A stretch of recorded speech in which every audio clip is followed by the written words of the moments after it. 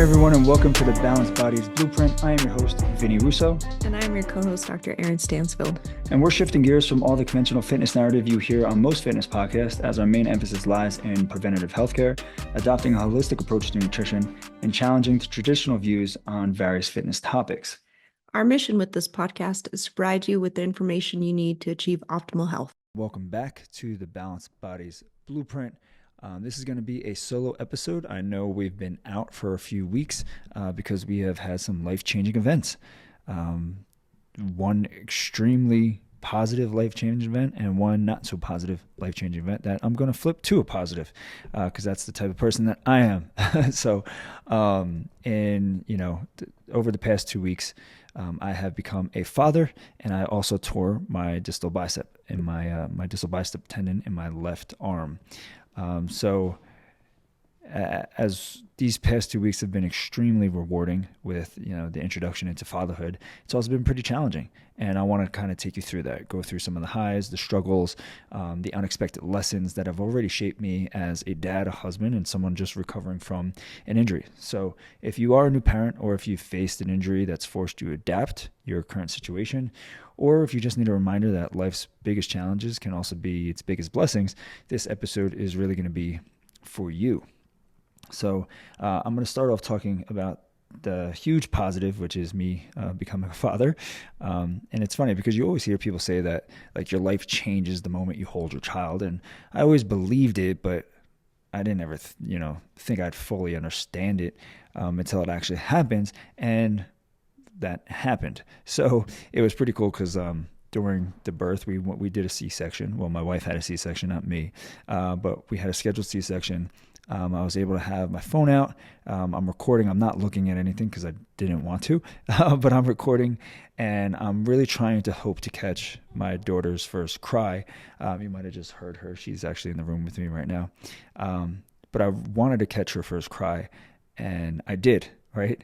And the second I heard that sound, man, I just felt like something shifted in me, right? I got choked up, and I'm realizing that this little human, this perfect little girl, I had a hand in helping create this and bring it to life. And now she's the center of my world. It's honestly a moment that I'll never forget. And I'm getting a little choked up now just talking about it, but what I didn't expect is how quickly everything else in my life, like the things that were priorities, how they suddenly took, that back seat. You see, like I've always been a structured person. And if you know me, I love routine. I love building itineraries. If we have like events or going out, it's just who I am. And I like knowing what's coming next. And I literally thrive when I have a plan. But with fatherhood, that's like taking your perfect game plan and just setting it on fire, right? Everything's going to be spontaneous. And I remember while my wife was recovering in the hospital, she would tell me to go home at night and sleep. She's like, look, take advantage of this. You're not really going to have many nights of consistent sleep. So take advantage of this, for the first 3 nights that I'm here. And so I would go do that. But the second I would lay in bed, the second I would get up, the first thought in my mind and the last thought before I fell asleep was Eva, right? My daughter. And it's crazy because just everything in my mind shifted towards her, right? Like I had planned to work out in the morning before I went back to the hospital. And when I would get up, I said, fuck that. Like the only thing I wanted to do was just get back to the hospital, see my baby, be with my wife. It's all I wanted to do. I didn't need to bring food with me. I didn't need to prep food. I didn't care if I got hungry. I was just like, I got up, I got changed, brushed my teeth, and boom, was out the door. Asked my wife if she needed anything, Gatorades or whatever, and I would just go. I would bring coffee and go stopping at bagels for the nurses. They appreciated that. But that was the only thing on my mind, was get there as soon as I could. And that's been the biggest surprise of fatherhood for me so far, how naturally my priorities shifted. Like the things I used to obsess over, the dieting, the working out, the needing to get steps in, the movement, right? The reading, the taking care of myself, like that just didn't have the same hold on me. And I believe it was just like a paternal shift because now I have something bigger, right? Something bigger, something more important. Now, I'm not saying I'm going to let myself go, but initially, like that first week, that was my only thought. My only thought was that. And plus, I really couldn't do much working out because of my arm, but I'll get to that in a second. But another thing I wasn't expecting was how much deeper my love and appreciation for my wife would actually grow in such a short time. Like, we've always been a team, right? We've always supported each other, but this took it to like another level. And we both been cognizant and been hyper aware of each other's needs, making sure that we're both okay, making sure that she could go get her workout in, making sure I have some of my time to do my work, both adjusting and both supporting each other. But let me just say this, seeing my wife like step into this motherhood, she's been a mother before, right? But her kid is going to be 11 this month. So I'd never seen her with like an infant, or at least not my child, right?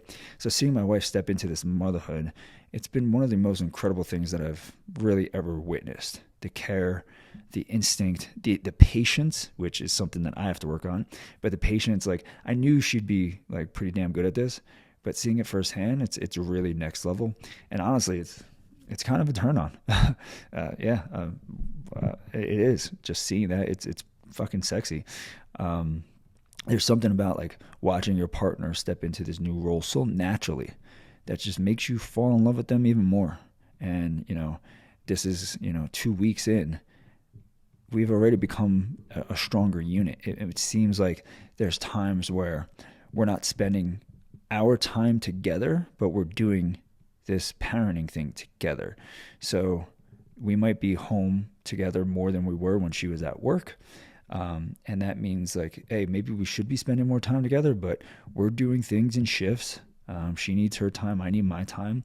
And when she's doing her time, I'm with the baby and the dog. And when I'm doing my time, she's with the baby. I'm usually with the dog anyway. So it's a great team that we have, and the teamwork, and just the understanding of, we're going to need some time for each other. And you know what?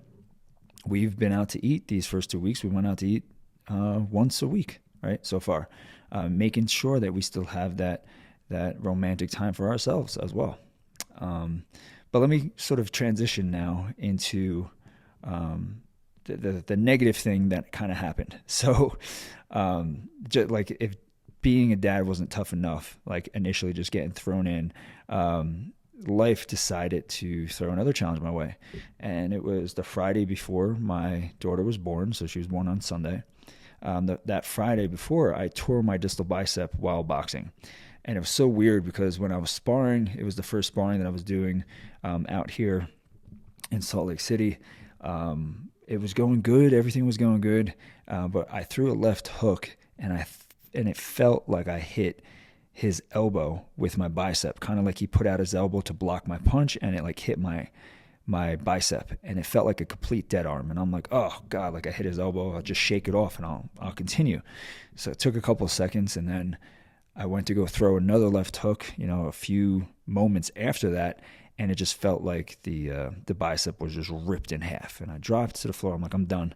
And I knew right then and there, like, this was bad. Like the way it felt initially, that initial shock, it just felt like it was off the bone. The pain after that wasn't bad. It was just that initial pain where I was like, holy shit, like something definitely messed up happened. So I had this Under Armour shirt. It was a little bit loose, but it was a long sleeve and kind of tight around my shoulders and arms, but loose like on the torso. So I was pulling it off, and I couldn't move my arm really. I couldn't flex it. I didn't want to because I felt like initially it was torn, and it was rolled up. Like the bicep was high, and I was like, yeah, it's definitely, like, I'm hoping it's a partial because I still had a little bit of movement with it. But I knew this meant surgery, right? I knew this meant long recovery, and I knew it meant a major shift in how I was going to function day to day. But the hardest part really isn't the injury itself. It's knowing that It's knowing that I wouldn't be able, I was making such good progress with working out, with liking where my body was, with boxing. Like everything was just going in the right direction. I was getting to be stronger than I've ever was previously. And this is going back to college where I was just, I was playing football in college and all we did was train and eat, right? So I was getting to a point where I was going to be stronger than that. And it sucks because like you had like these goals set for you to where you were going to bring yourself to this next level. You were going to compete in high rocks. You might have competed in boxing, and now everything's got to be put on the back burner. So it was more like a psychological hit to me. But even more so than that, which I didn't expect at all, was like I knew I had had surgery, and before I had surgery I was able to like be functional. Like I couldn't straighten my arm because it felt like it was going to tear off, but I could keep it bent and I could hold a little bit of weight. So I didn't have surgery right away. It was maybe a week before I actually had surgery, so I was able to be pretty functional. But what happened when I did have surgery and it's in this splint and I can't move it, I can't put weight on it, nothing like that. This was the hardest part of it all. It was like I couldn't really help with my daughter the way that I wanted to. And it was like that for the first 3 days after surgery. So for those first 72 hours, like I was practically useless, right? My wife had to do everything. I tried, like I was there, I was like handing her stuff and like I would carry her around with one arm, but I couldn't feed her because I couldn't move my other arm. I couldn't change her diapers because I couldn't move my other arm. Trying to give a bath, it was just like I was useless. I was just handing stuff to her. Couldn't get up in the middle of the night. Like even with surgery, like you need to recover and sleep is really important for recovery. And my wife would be like, you got to sleep. And it was tough to sit back and watch, right? Like I wanted to be in the trenches with her, pulling my weight, but I just couldn't do it. And that was like doing that and seeing that was extremely hard for me because, I'll get into it.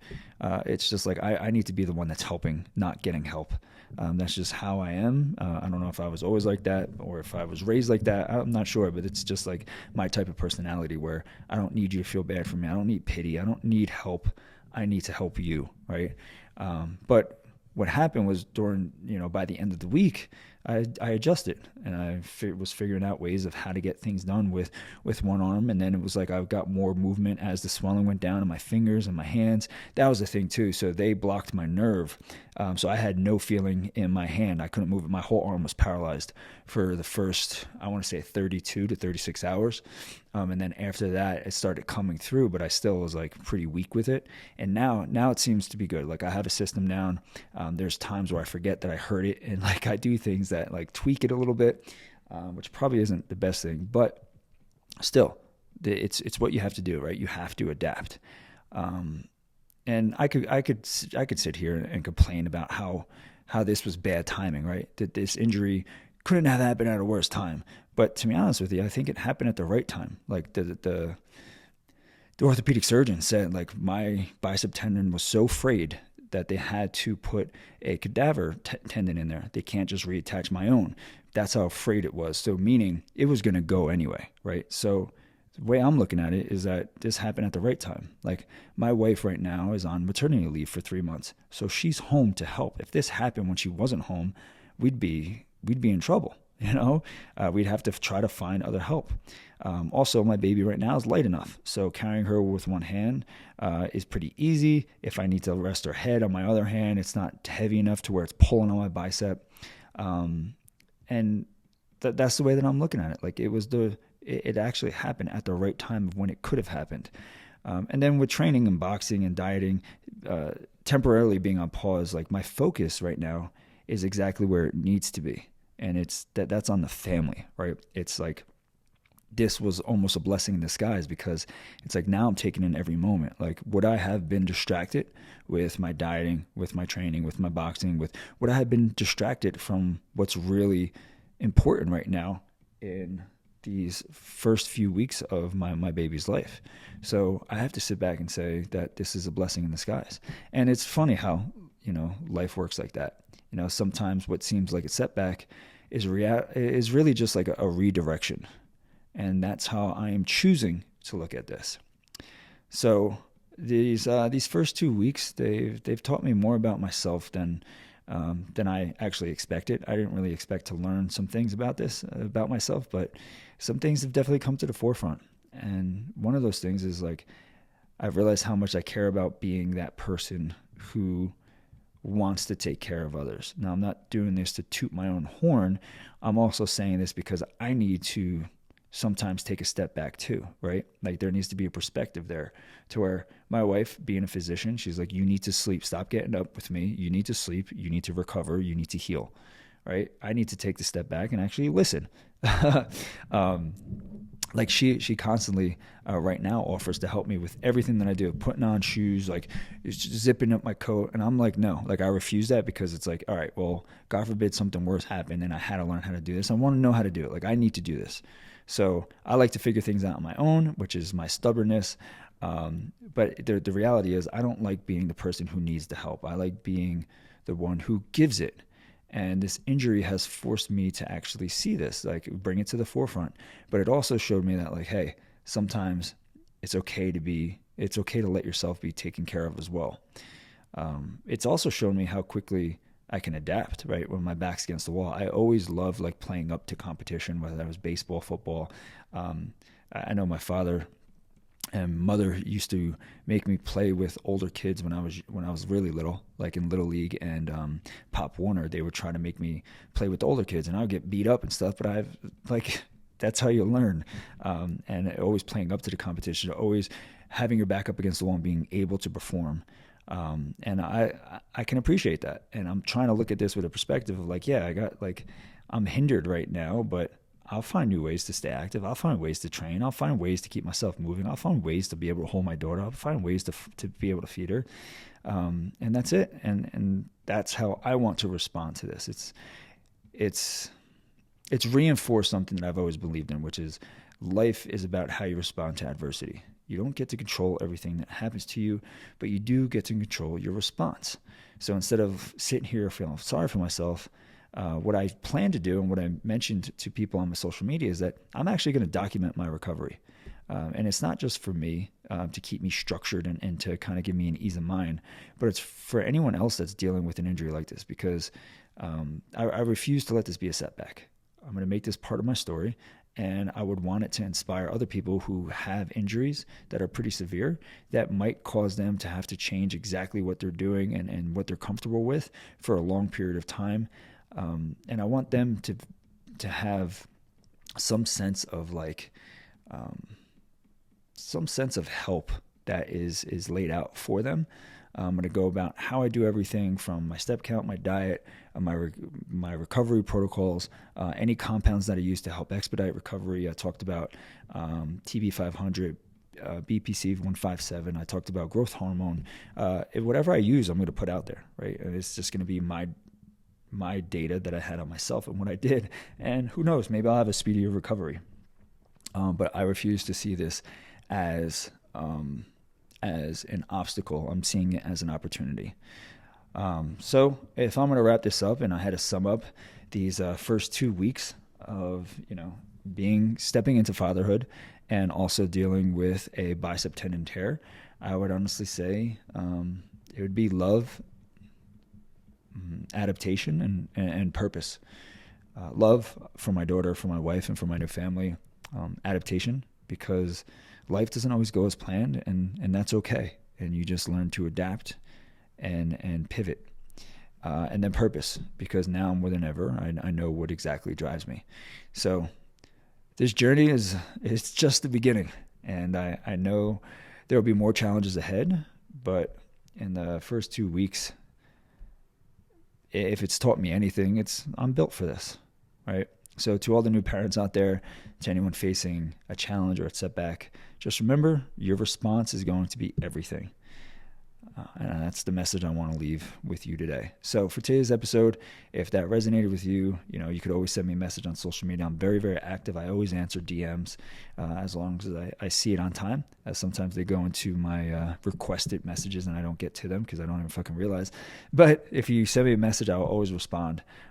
If you want, you could share this with someone who might need to hear it, right? Because maybe they're going through something. Maybe they're a new parent and struggling with having lack of structure or being all over the place. Or maybe someone just got injured that and they need to hear this. So keep pushing forward. And next week we'll have myself and Dr. Eryn on. Maybe I'll get her to talk a little bit about how it's like to be a mother of her second child. So on behalf of Balanced Bodies, we just want to say thank you for joining us on this episode of the Balanced Bodies Blueprint. We are committed to bringing valuable content. And if you enjoyed today's episode, we'd greatly appreciate it if you can take a moment and like it and leave a 5-star review. On Apple, just go to the show, scroll down to the bottom and rate it there. If you're on Spotify, go to the show's page, click the 3 dots, and you can rate it there as well. And if you believe in the power of knowledge, share this episode on your social media to try and get the information out there to as many people as possible. And as you navigate your own path towards better health, remember that Balanced Bodies is forever in your corner. See you all next week. The podcast content may include discussions of medical topics and health-related information. However, the information provided should not be considered exhaustive or complete, and it should not be relied upon as a substitute for professional medical advice or treatment. Always seek the advice of your physician or other qualified healthcare providers with any questions you may have regarding a medical condition or treatment.